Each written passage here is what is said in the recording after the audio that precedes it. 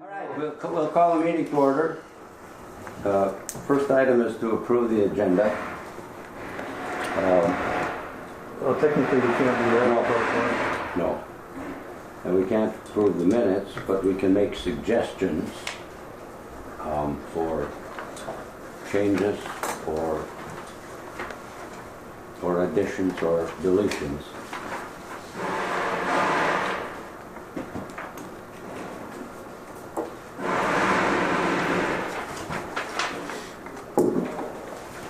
That's where I like it.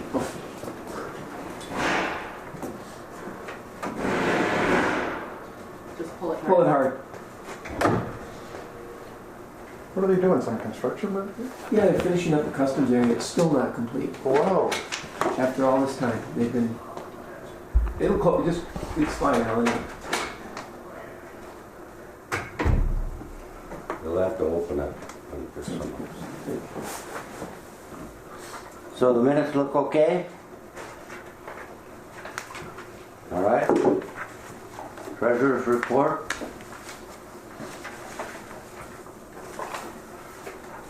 You want me to do that? Brian did come in and do his approval process, or at least review them. Yeah. Paul, anything unusual or Kyra? Pretty standard, if you look at the KETA bills first, very standard monthly expenses, nothing out of the ordinary. Okay. One thing I would point out, I think it's on page 5, is just to point out the fact that from the expense side, we are tracking very close to budget. You see down at the second to last line, that expense, we're tracking very close, so just we'll point that out that we're tracking close to budget. Question, Mr. Chair. Yeah. Kyra, any of these need to be paid within the next 30 days? I guess that's my question. All the bills have to get paid. Yep. Well, I think what we're going to have to do, if I could, Mr. Chair, is probably try to set another meeting where we can, can get a commitment by enough members for a quorum so we can pay these bills. Can we do it by telephone? Or email. I don't know. I know we can't at the county. I don't think we can we, Rob? I'd be leery of that unless we could get on a conference call where everybody's talking at one time. But 5 different phone calls I don't think would be the right way to go. So if we could set up in there, you can get those free conference calls if you can get everybody on there at one time. I think you could do it that way. But otherwise, I'd be leery of it. I think the cleanest way to do it is get 4 members here for just a short meeting, pay the bills or anything else that's left over. Then we're clean. Rob and I know just even from our early days in the county, you can get in problems with these conference call votes. So. All right. When would you like to do that, or how would you arrange that? Between Kyra and I, we'll try to set that up. Yeah. Carol, It would only take a short time. Yeah, short meeting. Good. On the cold weather side, again, aside from the fact that there was a transfer, $10,000 transfer that was approved, the bills are pretty much in line with where we are in the test season. Operational bills, nothing out of the ordinary there as well.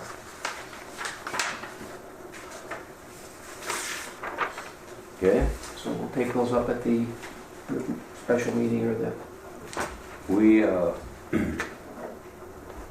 The bills need to be paid, but we do not approve the report anyway. It is filed as reported with corrections or deletions or whatever for the audit. Correct. The next item is Mayor Drova's request for a KETA advisory team meeting or a meeting of this group to discuss the advisory team concept, and we can set a date now if and then notify the other people. It would be a total key to meeting. Correct. Just be a standalone meeting to Yeah. this. And Mayor Drobo apologized he couldn't make it today. Okay. Well, can we do it the same day as our next key to Oh, meeting? that'd be a good idea. I mean, then everyone's here, otherwise it's gonna be everyone's going on vacations and stuff, so. So we do it at the same time we do the bills? Yes, Your that's a good idea. suggestion? That would work, Okay. if everyone's willing to show up. Quickly, though, right? Yeah, the bills are the next Yeah, official key to me. The next official meeting may be better, because we may scramble to get 4 people Oh, to true. pay those bills. That's true. Okay. Christmas, We'll just keep it on the agenda for the next meeting. perfect. The advisory? Yeah, okay. All right, the key to Koochiching agreement approval. Once again, that takes the board. But do you want to inform us? For clarification, we have an agreement with the Koochiching board to provide administrative services. It's a 2-year agreement. It's a monthly stipend to provide those services to Koochiching. And we have a different scale for when we meet as a board, or if we just pay the bills. If it's a full meeting, what's the total on the monthly? 400 per month, and non-meeting it's 150. So Koochiching at their last meeting approved a 2-year extension, and so it's just to formalize that agreement. Yes. Has that been working out then? Yeah, it's been working out. We haven't had a lot of deals of late with Koochiching, just a variety of circumstances, but it's been a good arrangement, and I think it's worked well. It's just, yeah, and I think 2 years is inadequate. We did shift that dollar amount to reflect more that we weren't meeting every month because there were no deals to come before us. So I think it's been working very well. All right, any questions, discussion about that? Next item is the Personnel Committee. I assume we need to set a meeting. Yeah, I think, Mr. Chair, we need to do 2 things. We need to add, with Mayor Anderson's passing away, we need to add a new member on there. And as you recall, we used to meet as personnel after the budget was set, but it would always be in November when it was finally approved. And oftentimes we had to go back for those adjustments to the beginning of the year. We just thought, we agreed that it would be better to line with the fiscal year start in January to meet. So that was the reason for moving that date. And members of the Personnel Committee, the former members were Ryan, Commissioner McBride, Mayor Anderson, and myself. Correct. So we'll need to replace Mayor Anderson. We'll leave that to Mayor Droba, if he would like to be the member, or if not, we will I'll appoint him as a member right now, and then if he decides not to, then we'll choose the other city representative. If I could, Mr. Chair, but Mayor Anderson was not a city representative for many years. How did that work? Yes, he will. Well, I'm talking about, No, prior to that, we had, who else was on the committee prior to Mayor Anderson? I can't remember. Can't remember. I just remember before he Right. came back to the mayor. Yeah, I know. She'd have to look back. Right, it was, yeah. What you mean, What is- was he a counselor at the time? No, No. he was nothing. He was mayor for several years, and then, Boise, he just was out of it then for many years, but he didn't give up any of his positions. including the airport commission and this. So, Yeah.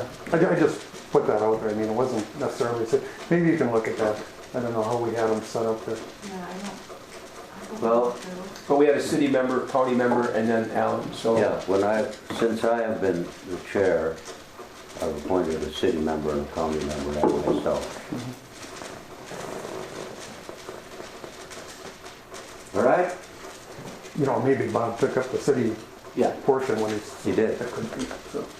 Well, Sean, who was the mayor, was on that before Bob, and then when he became mayor, That's right, she was. yeah. On the committee.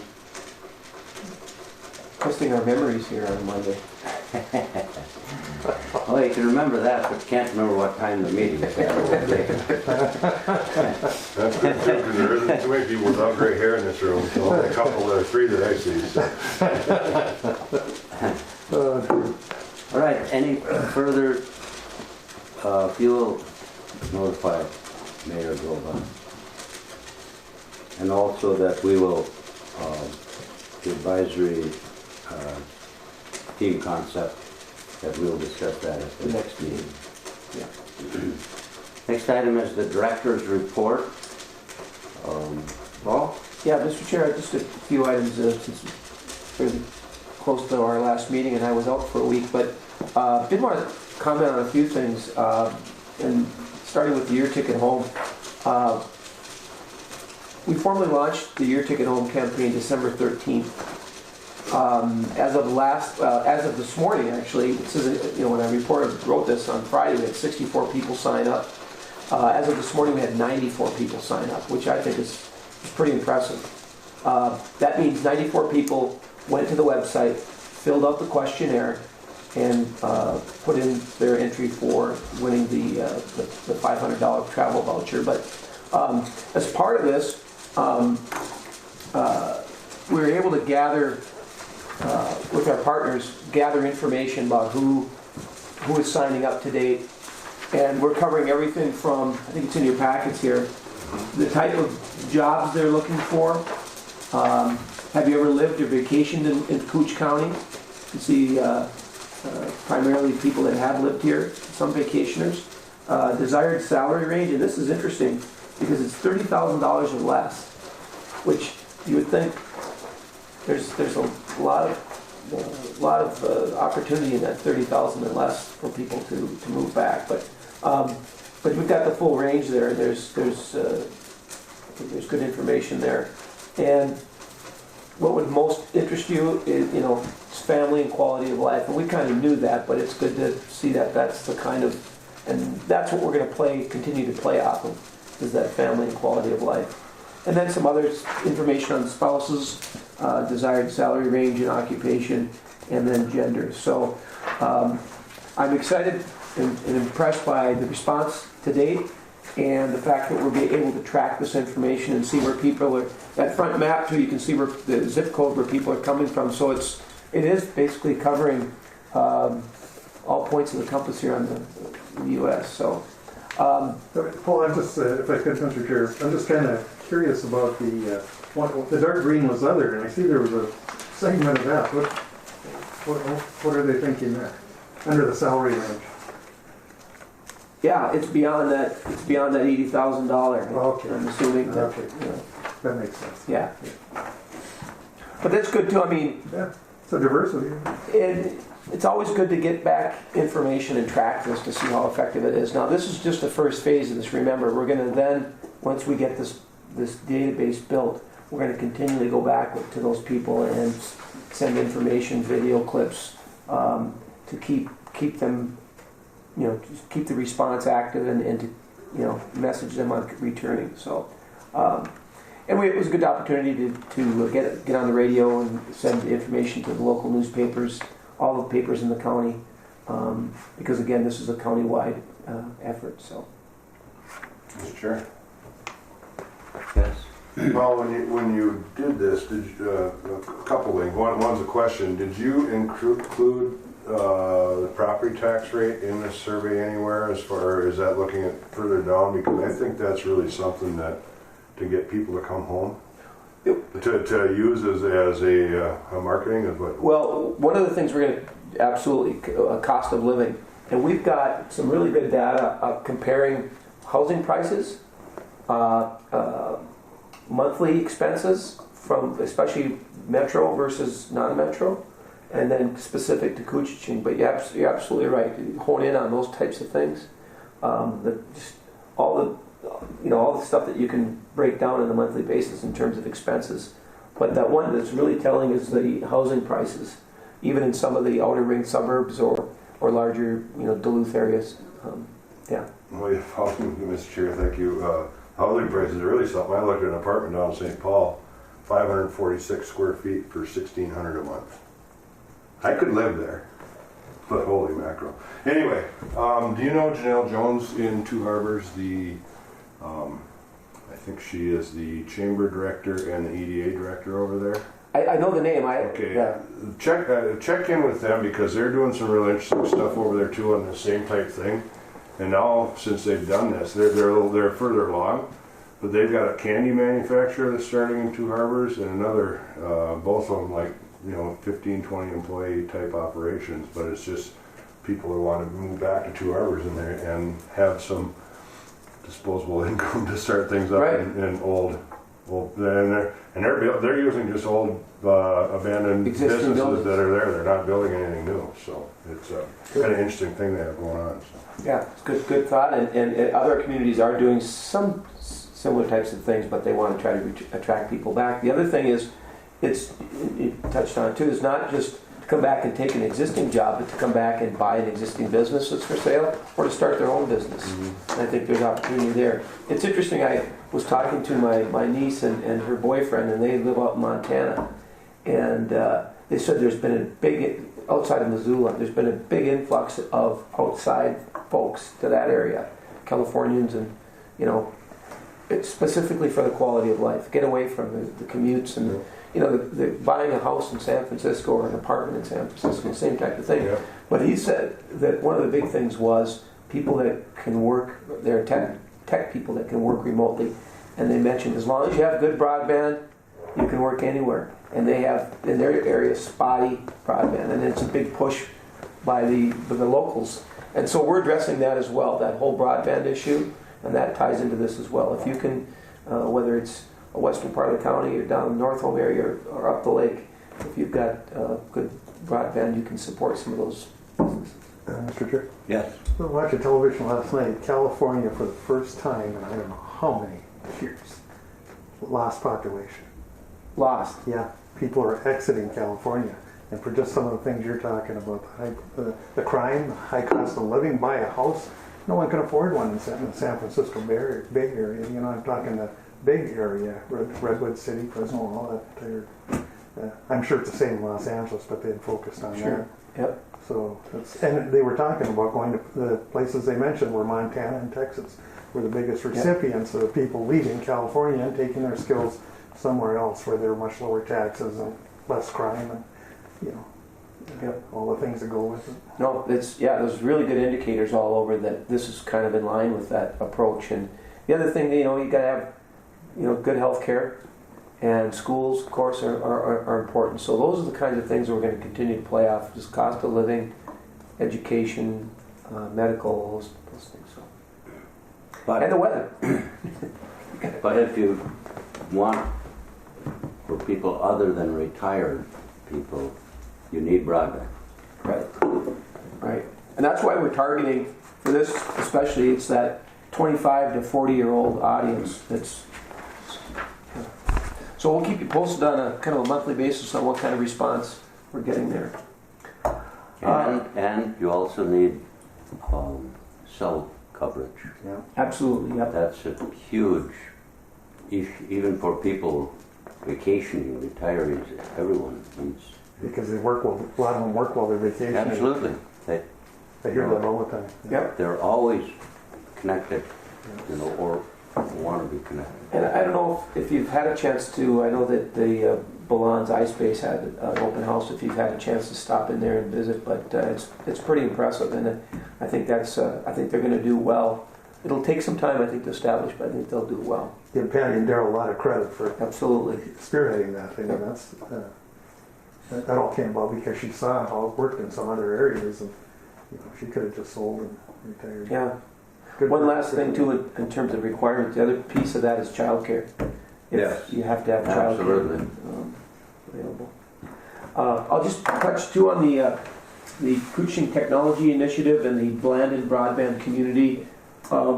We met last week, or the committee met last week, to review the second half project request. Remember, we received $75,000 from Blandon, and specifically looking at projects that meet a certain criteria in terms of the pillars that they established around this program. So 18 projects we're requesting over $90,000. Of that, the committee has selected tentatively 12 projects for just over $54,000. They have to go back to Blandon for formal approval, but they pretty much basically support what the committee does. And these were projects from across the county, which again is important, and a good variety, a good mix of projects. In fact, I talked to one of the representatives, and he'd like to come to the next key meeting to talk about kind of some of the projects and what's ahead for KTI and this blended broadband project. We sponsored 2 projects, Kita did. One of them was funded, and that was as part of the Your Ticket Home campaign, and working with the remnants of the Voyage Forward marketing group. They supported $3,600 that would create 6 videos, 60-second videos for the communities within Kooch. It'll be an opportunity for them to kind of tell their own unique story. And Eric Johnson, I got to give him a lot of credit. Voyagers, Outfitters. He's done some videos, and if you haven't seen them, they're kind of clever. He's got a puppet that he uses as part of a promotion. They're real clever, and they're brief, and he's had some success around them. So he stepped forward, and he's going to do a lot of the work behind this. He's going to work with the communities to create these videos. We'll be able to put them on the Your Ticket Home website as well as our website, and then the communities will be able to use them as well. And they're going to focus on the quality of life, what each community offers in terms of uniqueness, but it's the overall theme is going to be, it's a great place to live, it's a great place to play, it's a great place to work. So yeah, and those will be actually next month. Eric's going to start on that. So hopefully we'll have some examples to show at the next meeting of what that looks like. Any questions on? Do we, obviously Minnesota Workforce does, but I mean, do we post job openings as they come in? I'm thinking of the people at Kmart now who are... Right.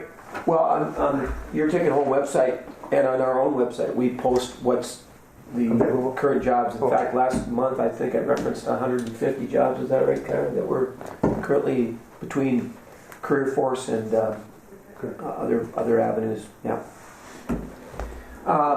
Lastly, I just want to touch on I did attend the hemp conference. I think it was the second hemp conference, the Minnesota Hemp Association, and I was invited by a gentleman that's looking at investing in a hemp project somewhere in Kooch, or western Kooch actually, and he paid for my registration. It was well attended. There was over 400 people there, and again, it's a fairly new group, and it really was an opportunity to learn. There's a lot more going on. Here's an interesting stat about hemp. In 2014, the Farm Bill allowed for the growing of industrial hemp. It has to be below a certain THC level, so it's not narcotic. But in 2016, the state issued 6 licenses to growers, 6 licenses, and a total acreage of 38 acres. In 2019, they issued 343 licenses, and 8,000 acres are currently under industrial hemp production. It's amazing in 3 years. And what's interesting about this industry is that hemp can be used for a variety, in the industry. So people are getting involved in this to sell seed, they're getting involved to the oil, CBD oil is really growing. There's processors that are out there that are taking hemp and processing it. And then there's fiber. You can use hemp for clothing. They're using it for building materials like a cement block. They're using hemp. And so there's a lot of revenue streams and applications around hemp. And it was interesting listening to some of the farmers that got into this just to get a whirl. And there's obviously a learning curve around it, but there's some really interesting stories about, I've been growing corn and soybeans so I took on hemp, and they're actually, especially with the CBD oil, it's a profitable endeavor. So we'll see where this goes. Like anything, it's going to take some time, but and there's a regulatory element. You have to test before you can harvest. You have to test to make sure you're not over that threshold of level. So I think the state's experiencing some growing pains with this too, just because of the overwhelming response now. And so, but it's really an interesting whole industry that's growing annually. Does it? Pardon me. Why? Just a quick follow-up. How they monitor it, but how do they control it? The THC or whatever. THC, it's in the seed, and there's a lot of different seed sellers out there, and they have to be monitored. But even after the seed is sometimes depending on other elements, you can overshoot. They give you a little bit of cushion, but you can't exceed, I think. There's a formula, 0.3%. So, and there's a story in the Star Trib where a gentleman didn't realize, through the process that he was slightly over, and but the state sends people out and they take random samples, and then they make sure before you harvest it. And then there's penalties and stuff if you get beyond it, but it'll take some time to play out. But so far they're having some success with it. So. And is the primary use oil? CBD oil is the most cost effective, or not cost. It provides the greatest revenue source. There used to be. Is it medicinal? Is it? Yeah. Yeah. It's used for a variety of like anxiety, joint pain. It's not FDA regulated yet, or there's no FDA. What's the term? Well, it's not a prescription. Right. You don't need a prescription, so it's different than the medicinal type thing. So the FDA doesn't have control over it. I've got a friend that's got terrible arthritis. He said CBD oil is the best thing he's ever found for taking care of it. I see it in Cloquet. I stopped for gas there. There's a sign right on it's a convenience store, Yeah, for sale here. Several different kinds. So I from what I've heard, because the Ag Committee's gone through a lot of this stuff, and I sit on the Ag Finance Committee, so we've gone through a lot of it. If a person's going to try this, I would go to one of these places like that sell the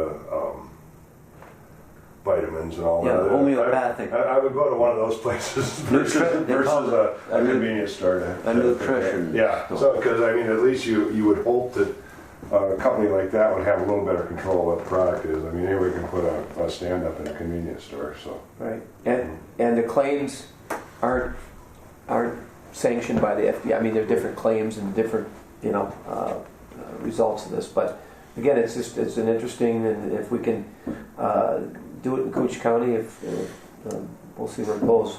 I was told that interesting. Before the war, there were 11 hemp facilities that were making primarily fiber. 11 of them before the war, and they were all kinds of different applications. 11 where? In Minnesota? In Minnesota. is that World War II? Is that? Before World War II, Okay. yeah. What kind of soil is best for? Yeah, most of these are or it started in southwestern Minnesota, but now St. Louis County, I think, has got a number of them as well. So they're all over the state now, and that will be interesting. Like in western Cooch, will the soils allow? And it's a short season, so we'll see. Some of these are indoor growers as well. Very expensive, but yeah. Hemp rope, these. Yeah. Yeah. Yep. Yeah, that used to be the main thing for rope. Yeah. Amazing.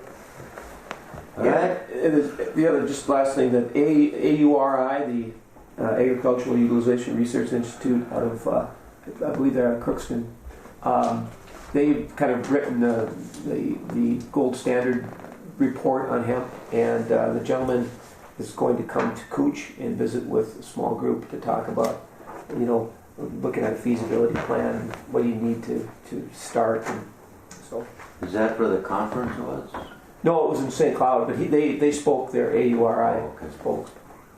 And we're working on our year-end, or we have it annually, it falls in the year-end, e-newsletter. Hopefully we'll get that out before the month, so. Any questions? Not? Thank you. Well, that's interesting. All right. We'll move on to city, county, state update. We'll start with Mr. Pavlik. Nothing new. We continued working a lot of things, but we'll see what the new year brings here. Right now we're just wrapping up, got the budget in, and moving forward to next year. Okay. Representative Eklund. I'm just getting ready for the legislative session. I think I have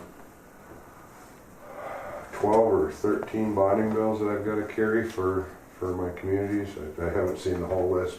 Quite a few. Yeah, Senator Bach always throws a couple in too that I haven't heard anything about, but he always says, "Don't worry about these." But anyway,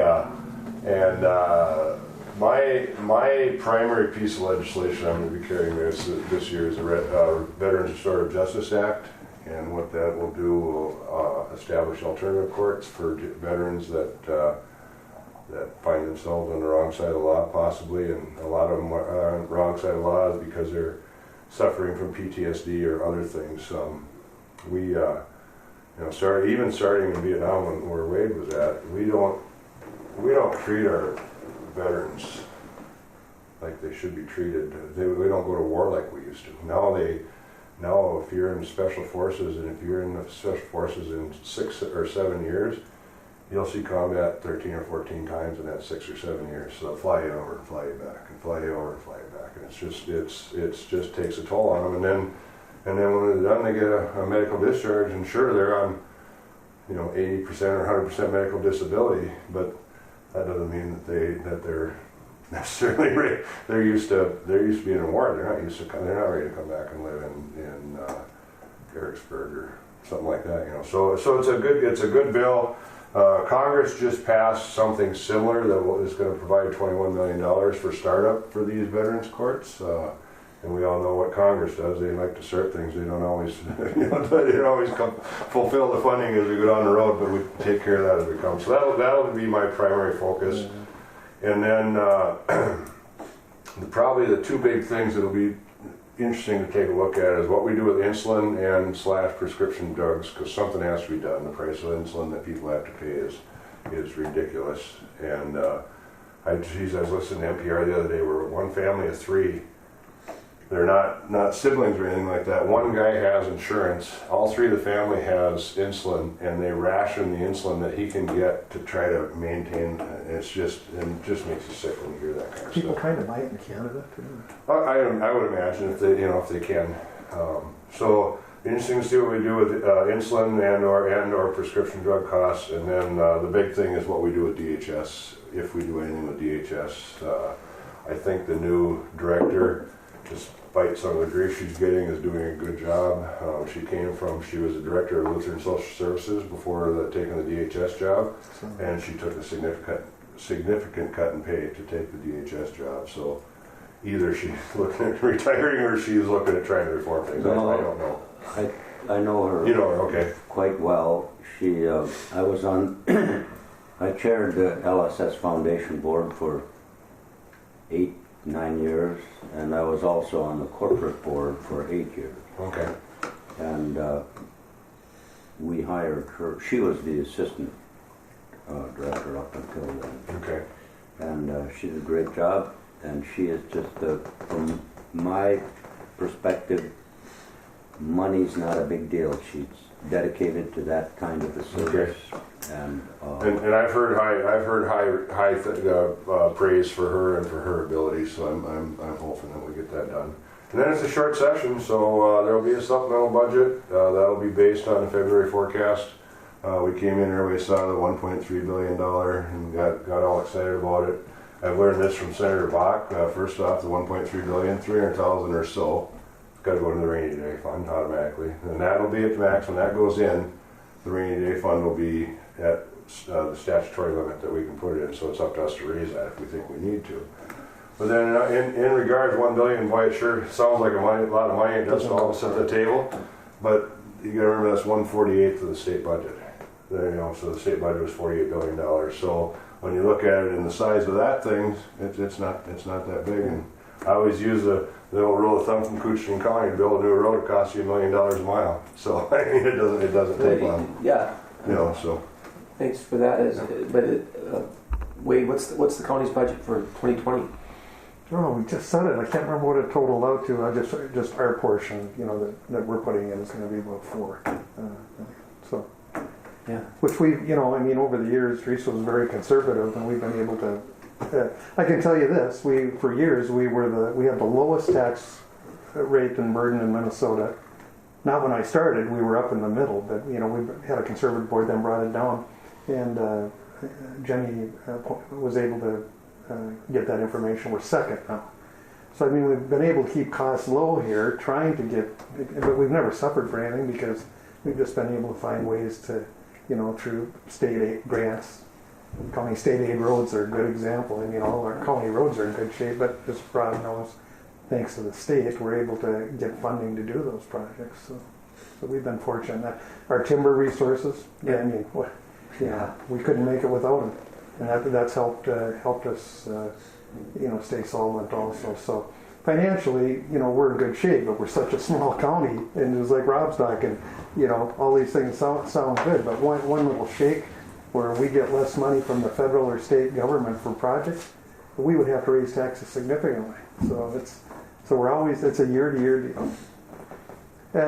Sewer project though, as long as I'm on that, we just the last section we're working on is Island View resort, which is very difficult there because of the rock and stuff, but had to close down because it got too cold. So both the contractors had to quit. We don't have everything completely finished, but we'll be wrapping that up next spring. And when you take both projects, the first one up to Jackfish and then the rest up, it'll be a $30 million investment in clean water, not only for the park but for the county, and we'll be there a long time. So we're kind of proud of that, but again, would have never been possible without state and federal assistance. But they saw the value because of the park, and we continue to work on it. I just want to point that out. It doesn't end here. We've got a board, and right now we're working on Ash River and Crane Lake and Captogama as we speak, and we've got projects coming up there. So we're going to continue until we get the basin. Hopefully, it won't all be sewer. We're looking at we're doing some other options in places where sewer doesn't make sense. But for Island View, and that was the way to go. And it continues, and we've been very successful. Again, thank Rob and the state, and certainly our federal officials. Congressman Oberstar who helped kick this off. We couldn't have done it without him. So. Yeah, it's impressive. So then one last thing, Mr. Chair, we're January 28th, Senator Bach and I are coming to the county board, and then we're doing a chamber thing and a couple other things on that date too. I don't know for sure what all we have got, but county board and chamber for sure. So. And when does the legislative session begin? February 11th. And I believe it supposed to end May 18th. Constitutionally, we're supposed to end on May 18th. That doesn't mean we couldn't be there for a couple days special. It's supposed to end when? May 18th, I think. That sounds right. So, it's right in that time period anyway. So. Yep. Minnesota nice, there won't be any problems. It shouldn't be, but you never know. It Yeah, is an election year. A surplus, Yeah. but it gets, yeah. Mr. Chair, Yes. could I report from Commissioner Hanson? He provided me with, he couldn't make it, but he sent some information. Pardon? Could I report for Commissioner Hanson, from Commissioner Hanson? He sent some Oh, okay, yes, please. contacting the out cities. And by the way, just again, want to thank Representative Eklund for being here. The Jack Pine Savage Grill has sold and in Little Fork, and Barb Ferguson is the new owner. That's good news for the city of Little Fork. He asked the city of Big Falls what it means to lose your only restaurant in town and the effect that has, and it's devastating. So that's good news that the Jack Pine Savage will reopen with new ownership. And the Little Fork water sewer project's nearly wrapped up. A few additional items to complete in 2020, but that was also a fairly significant undertaking. Absolutely. And the Community Park and Gazebo Committee in Little Fork is working to get the gazebo built before their all-class reunion that's scheduled for this summer.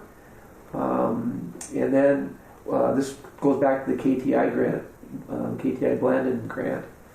They are looking at getting internet to the community building in Lofgren Park, and the committee did approve the internet application for providing internet to the community building. So that's good news. So that's the report from Is Little it community building in Birchhill? No, in Little Fork. I'm sorry, Oh, this is all okay. Little Fork. All right. And that's from Commissioner Mike. Mm-hmm. Any other further updates? SBDC update? Paul, do you want to talk Go ahead. about the contract renewal? Wait, Or- touch on that. Yeah, that's fine. We're gonna with the Northland Foundation, we're gonna renew the contract. They are going to increase the hourly rate. I don't think it's ever been done in the past before, so they're gonna increase that by $5 an hour. So, and hopefully we can, continue to use that funds. They're gonna grant again the same amount of funding this coming year as in the past. So. We just had a news article come out about Little Fork and the child care project that we're doing there, the community collaborative with Koochiching and St. Francis Health Services. I just got finally a contractor. We're going to do a little extra remodeling to make the rooms both large enough to serve 12 kids apiece. So when providers start, they start at 10, they get a license for 10, and then they can increase that to 12 if it's just themselves. If they have a helper, then they can do 14. But so one of the rooms was a little bit smaller than the other room, so we're going to kind of take some room from the one and give it to the other one and do that. It shouldn't be too difficult, we're hoping. So I went and met one of the guys to do an estimate or whatever, so hopefully I'll get that, but he was thinking that maybe by the end of February we could have that done, because we have to remodel the bathroom also. So, and then I have a current provider that's interested in moving into that space. So then we would have a new provider and a current provider. So we would basically be creating another childcare business and then saving another one, because she was actually thinking of closing because she wanted her house to herself instead of so that'll be really good. And because of the article in the newspaper, I've been getting calls for people to be put on a waiting list for kids. Wow. So that's how much it's needed in that area. We sponsored a CPR class, our committee did. That's complete now. We just did a pie fundraiser, holiday pie fundraiser, and we made over a little over $100, I believe, with that. We're starting our after school like a science program. Kendra from Rainy River, she's the chemistry professor out there, and she's going to be doing 5 sessions, 5 weeks on Wednesday early outs for kindergarten through 3rd grade. starting in January. So that'll be exciting. They get to make slime and do all kinds of fun activities. So our group is sponsoring that. Other than that, I've just been kind of working on getting contract stuff with Koochiching and Little Fork Care Center for the providers to sign what meals are going to be, reimbursement because it's a different food program that they would go on, rent, and then trying to get contractors in that space to get it done. So my goal and the goal of the $10,000 grant from the Northland Foundation is to have both providers in there by the end of July. So. Very good. How is the transition from CED to Northland Foundation for the SBDC doing? It's been really smooth. We just had an all-consultant meeting, it was last week, and things are going good. They're trying to make it as smooth as possible, continuing to fund certain things and. Very good. Good to hear. Yeah. Questions for Joanne? What happened to your finger? Joanne, is there, I'm sorry. I cut the tip of it off. Oh, So is there efforts, are other of your counterparts doing some of these same type efforts with childcare across the region? The only one I believe that's really done a lot is Detroit Lakes and the Mojave Outlaw in that group. Community Action, they started, and I think they've had one going for quite a while, and they have, it took them, I think, 5 years to get it. They took an old building and remodeled it, and that's why it took so long. Mm-hmm. But they have 5 providers, I believe, in there. And so I've called them and asked them some questions about, how do you all share a bathroom? Do you each have your own bathroom? How do you deal with, nap time and quiet time? Because family providers are used to having maybe another space for, smaller children to sleep in, while then the other ones are, doing activities, so it's a little bit quieter. So kind of dealing with all that and answering questions, that providers have for, moving into a space like this and doing different things. So they've been a good resource for that and been very open to sharing information. But I don't think a lot of other communities have done something like this. So. Thank you. And say a little fat gap in there all next time you get together. I will. All right. Any other questions for Ms. Smith? Thank you. Mm-hmm. Next item is public comment period. I'm sorry that I came in after the public comment period, I think, at the beginning of the meeting. Ms. Clance, do you have any? Nothing. Thank you. Next meeting, which would be in February. January. Yeah, January. Excuse me, January, I yes. thought you were giving a month off, Mr. Chair. we could take a month. Yeah. I even had that on my schedule, but it's Monday morning and I don't review it over the weekend. So, once again, my apologies. January is a very busy month for me.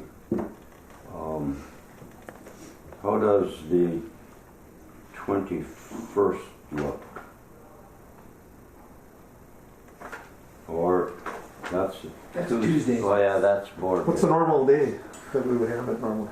Well, normally we do Wednesday, but we couldn't make that work, so we changed it to Monday, and obviously that didn't work.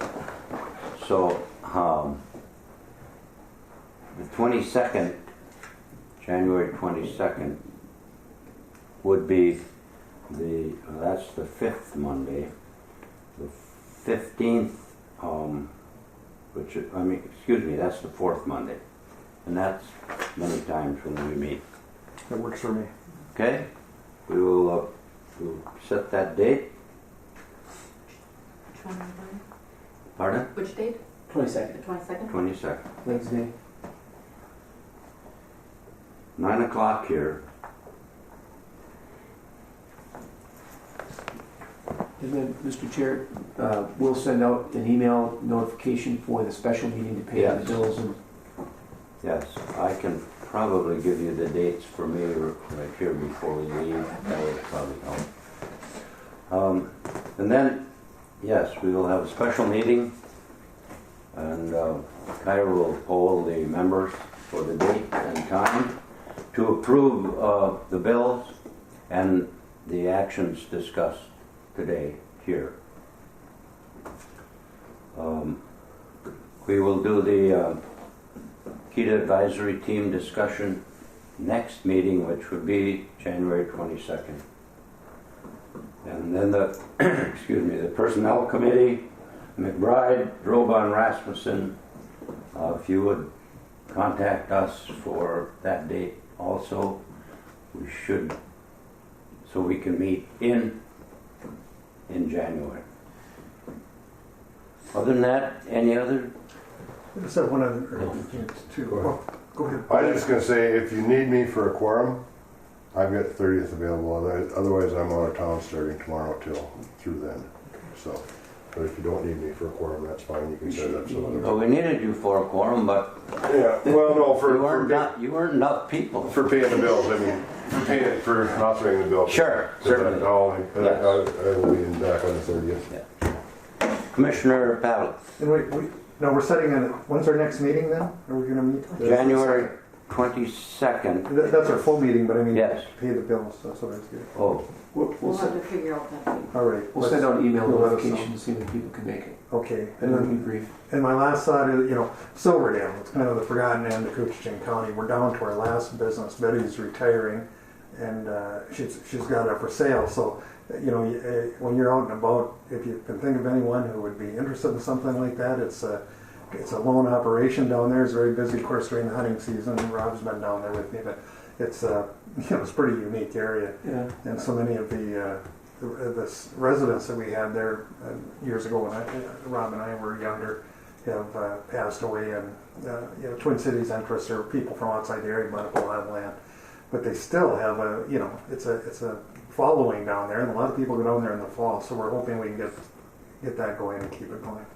So Betty did a great job. Her husband Roland died a couple of years ago, and she kept it going, but just got What was to the be name of too the much. business? It's I forget what they call it down there. It's the only what do you call it, beverage and eating facility. I'll get you all the details. She had to move to Cook now, so it's and it's an excellent shape. 40 acres go with it. Building's in good shape. It's not a lot of competition. what kind of a business? It's a bar and just Restaurant? and small, not a big restaurant, but Okay. small Yeah. items that you can cook or whatever. And the gold company, Mr. Chair, the gold company down there gave the releases back. They're no longer exploring. Yeah. Down, Down in that Silverdale Greening area. So hard to keep things going there. Because Yeah. all right. Any other business discussion? All right. The meeting's adjourned. Thank you very much.